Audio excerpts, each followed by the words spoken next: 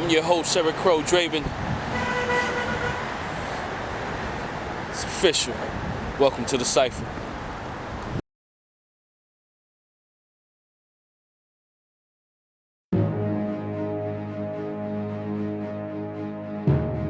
Welcome. I've been expecting you.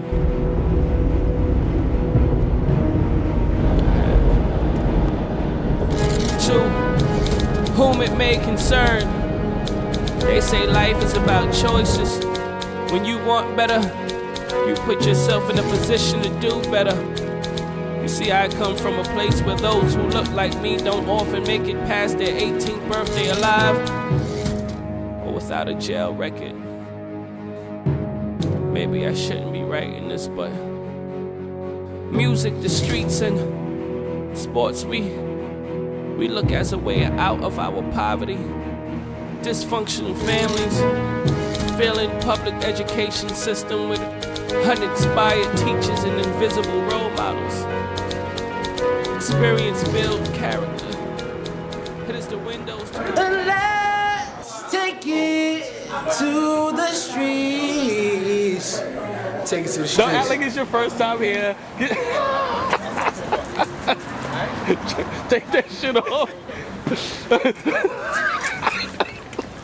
Don't have none, Your Honor. Okay. All right, brother.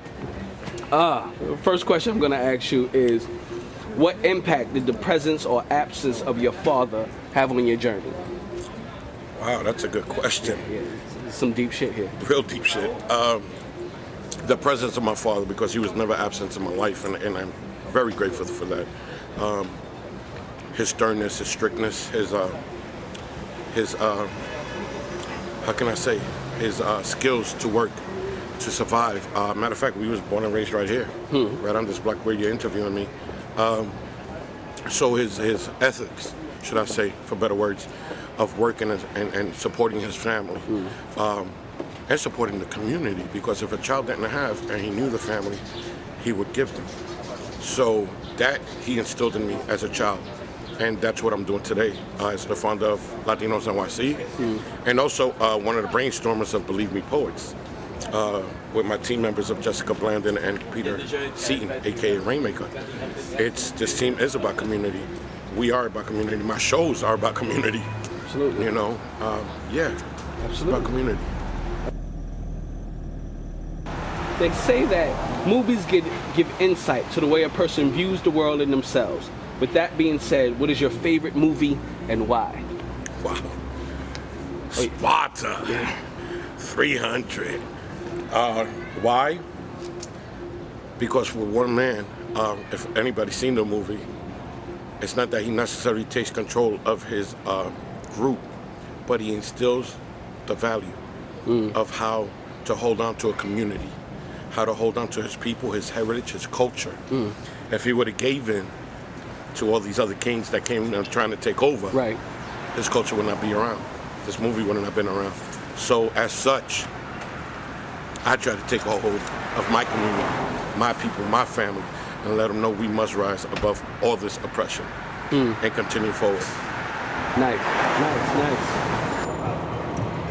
What does poetry mean to you? Life.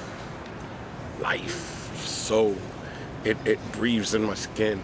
Ever since I was introduced to this about 5 years ago now. Wow. I've curated so many shows at the New York Weekend Poetry Cafes and other boroughs here throughout New York City. Poetry is a way of getting the message across of what we do for the community, while people come and enjoy the show that I curated. And John Chance Acevedo hosts all my shows. We know that dude. Yeah, we all do. And if you don't know him, check him out. Real talk. It's about community, really. You know, and what our message is, not while the poetry is being recited, but afterwards. Why I put on the show, right? And what's the message I'm trying to get across? Whether it's the diabetes or the AIDS or uniting the LGBT community with the heterosexual community, and stop, badgering each other, about Dominicans and Puerto Ricans and African Americans and blacks. We all bleed the same color. It's real talk. if you could delete someone from your journey, who would it be, why, and who would you replace them with? All my 13 kids. Now, let me stop. You better stop. Let me stop. No, who would I delete from my life? Yeah. But yet, you know, there's some. I wouldn't delete. Yes, I would. I would delete myself from the age of 15 to about the age of 30. I would delete that section part of my life because that was the troublesome Raul Rios, the crack addicted Raul Rios, the drug dealer Raul Rios, the non-educated thug Raul Rios. Who would I replace it with? The Raul Rios you see in front of this camera right now. Nice. Who has been clean for over 15 years. Nice. Who has obtained his bachelor's degree 3 years ago. Nice. Who is a mental health worker and a substance abuse counselor for St. Barnabas Hospital. Yes, sir. Who does feed the homeless every other week with nothing being returned but just spiritualness and happiness that I'm able to do this. And people are backing me up to do this. You better work, boy. You better goddamn work. Okay. I'm getting off. Okay. If it was up to you, how would you like to be remembered? A couple of years back, myself and the Latinos I we were an awarded humanitarian award for the work that we do in the community. So if I should die right now, I'm a Black humanitarian, one who overcame the oppression of his community. You know, so I'm happy with that. No doubt. This is a very tricky question, right? In fact, I'm gonna give you an even trickier. Let me fix this. Pardon me. And that's because we know each other, right? No doubt, because I love who you are, so that's why we can do this. Now, what does happy look like, feel like, and taste like? Happy feels like? Yeah, what does happy feel like? What does happy look like? What does happy taste like? Happy feels like if you enter my show, whether one person shows up or 1,000 shows up, at least somebody showed us to show us love and believes in what I'm doing. What does it taste like? Wow, I can't put a flavor on it, but I can tell you this much.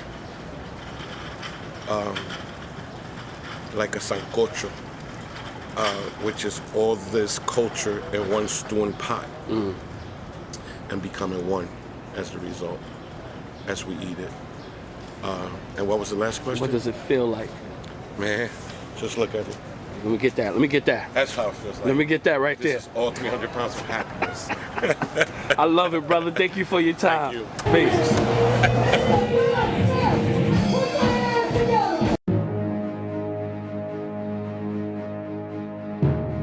Welcome. All right. Welcome to the Cipher. Sweet pussy. He wants to taste my sweet pussy. He wants to feel the juices of my sweet pussy on his tongue. He wants to put his cock in my sweet pussy. But this sweet pussy ain't free. Looking like strawberry cake on the inside, this sweet pussy makes its own icing. Sweet like sugar cane, tight like a fist. No matter how small that dick is, he gon' feel this sweet pussy. But like I said, this sweet pussy ain't free. So he put up so he could get up in this sweet pussy. And he fell in lust. He fell in love. And he became obsessed. So obsessed he would grab me forcefully to hurt me, then hold me to console me after the pain. And I asked myself, why is it that he wants to control me? He tells me not to be afraid, but the black eyes, bloody noses, and concussions tell me different. He says, I only want to show you the world, but all I seen is ice packs and the four walls of a hospital room. My family and friends tell me to run and hide, but I lie and say everything gonna be all right. I never let them see my tears, so they don't know my pain has been with me for 4 years. But the kids know. I hear them crying in the dark after each scream, and in the morning from the marks on mommy's face. I wear makeup and sunglasses when I leave the house. I don't eat much lately because it hurts when I move my mouth. I packed out stuff once as if you would let me leave. I don't know what hit me first, your fist or your knee. I thought the only way out was me going 6 feet under. But I escaped you when a bullet to my tutu ripped through your chest. I'm sorry to say I'm glad you're gone.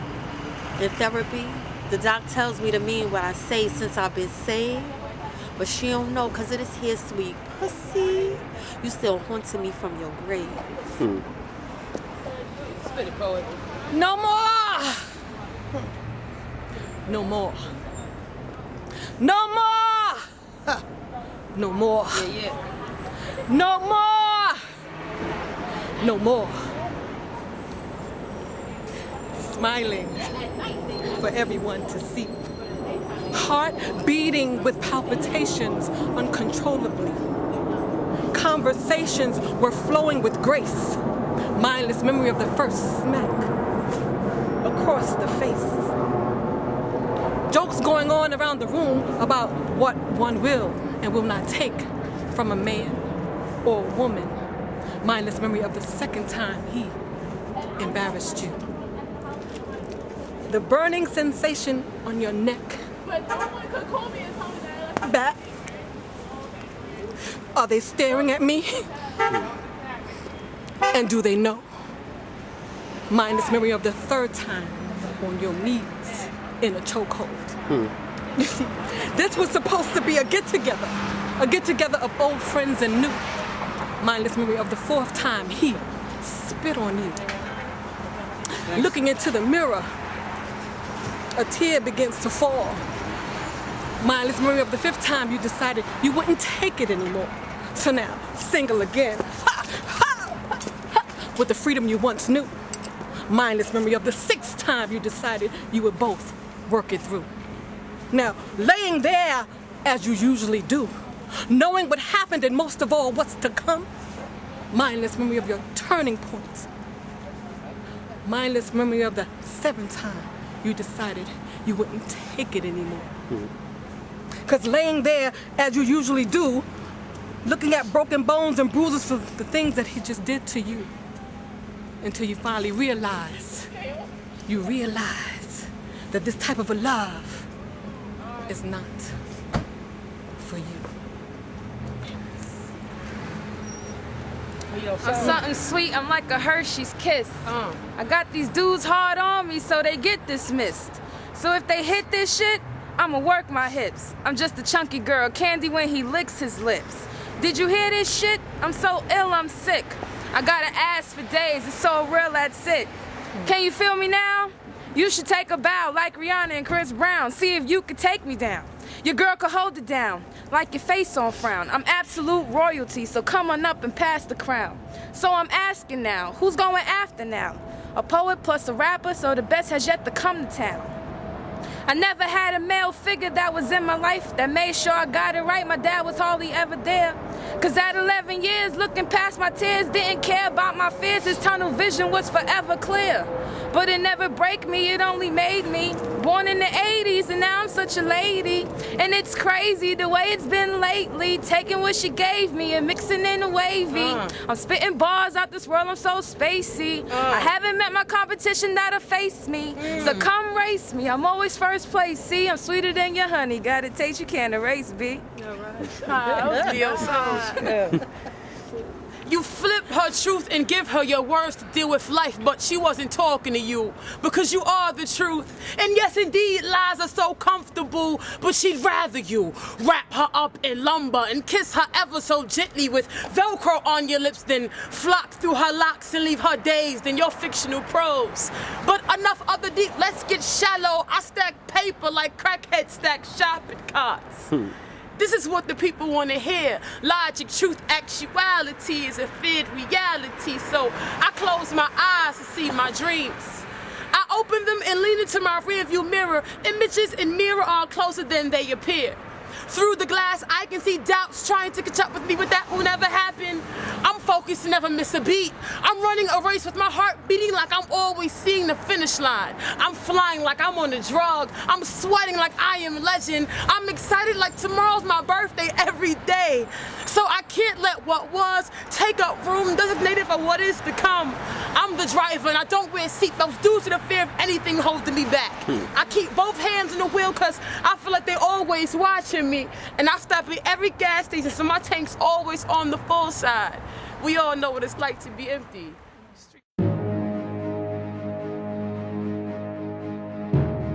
Welcome. All right, gentlemen. Welcome to the Cipher. So I got one question for you. Where are the real black men? Black men, where's your integrity? We don't stand anymore because we fall for anything. We make Martin's dreams nothing more than a fantasy. We make Malcolm's future with great uncertainty. Hopeless dreams and false promises, they once stood for equality. But you, on the other hand, settle for imbalance.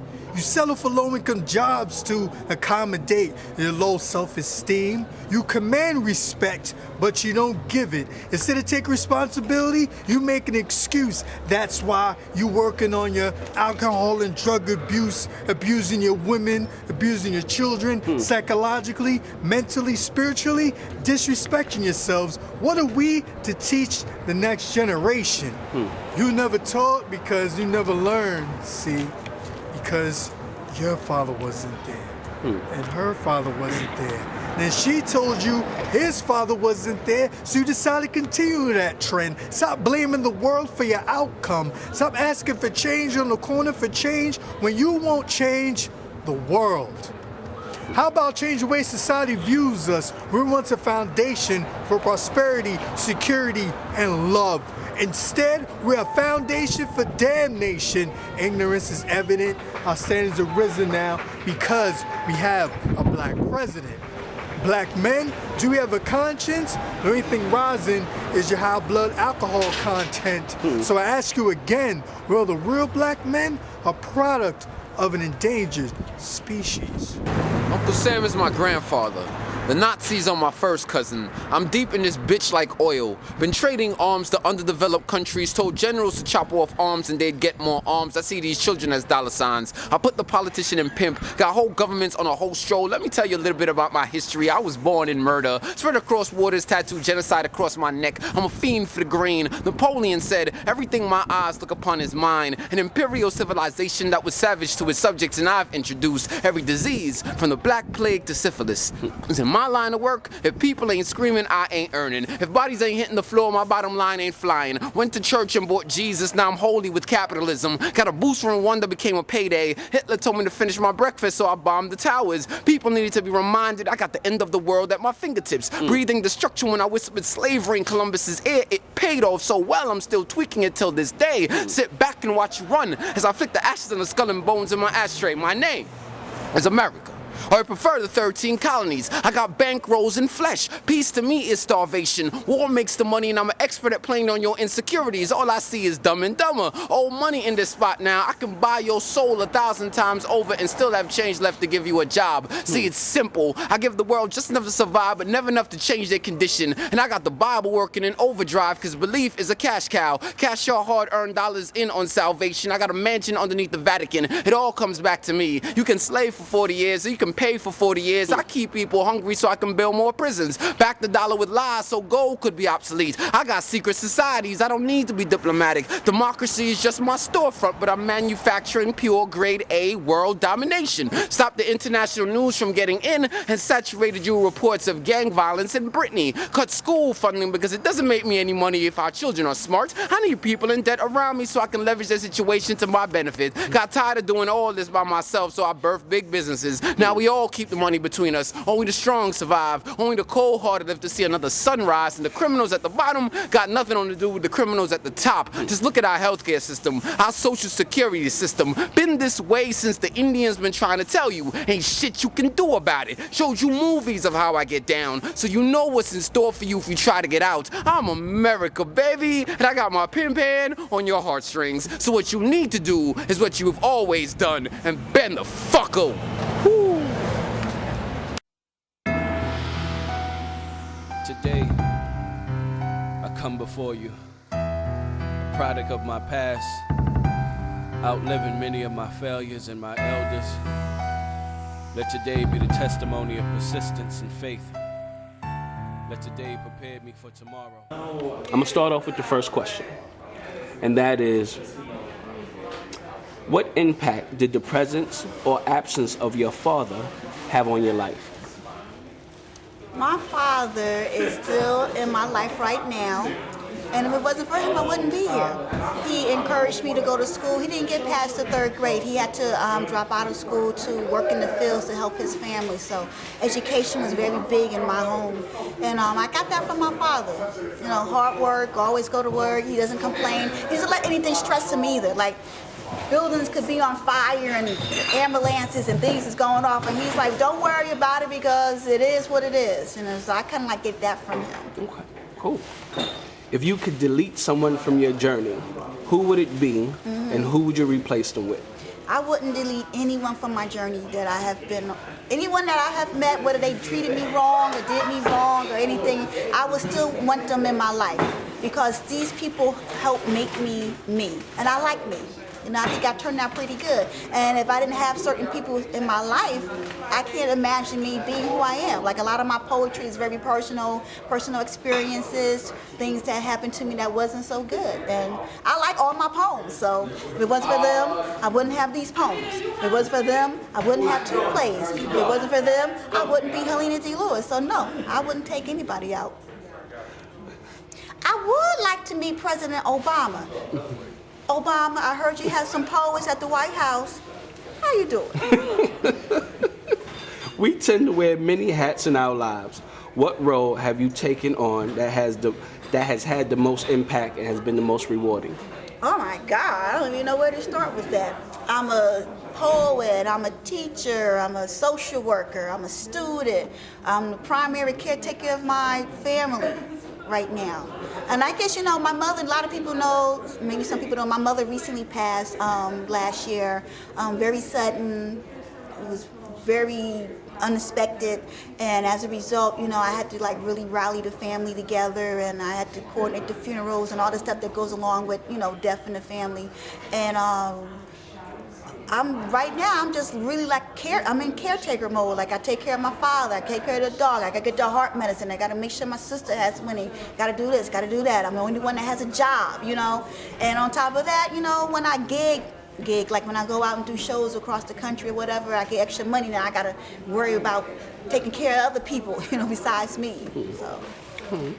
They say that movies give insight to how people view the world and themselves. What is your favorite movie and why?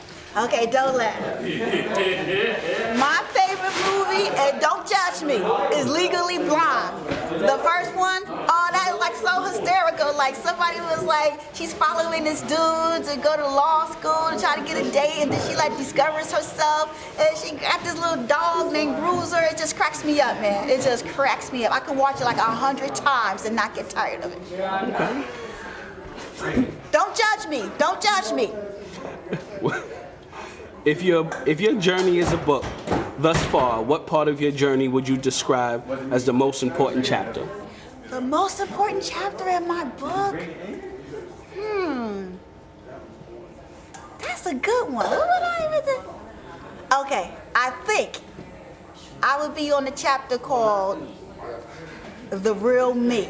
And I'm telling you this now, right, because I spent so much time trying to be what everybody else wanted me to be. You know, when I used to model all the time, I had to be like 90 pounds and always hungry. I had to always all this makeup. And then, you know, at work, I got to be like this, the person that sends the inmates back to custody and back to the main prison. And at home, I'm the caretaker and I got to walk the dog.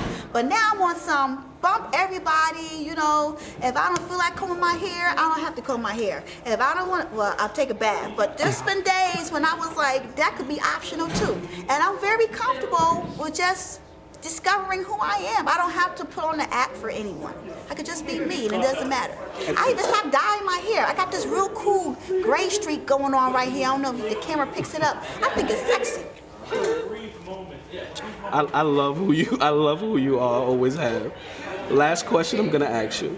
If your life is a reality show, what would the title be and what would we see? The title would be Hanging with Helena. And you would get to see the shenanigans of my family and my sisters and me running around with inmates and prostitutes and goofing off and running from the police and buying shoes. I buy a lot of shoes. Get in. Shoe game is deep. Nice, nice. Thank you so much for your time, Alita. You're welcome. My yesterdays has given me hope for today. I see you in the future.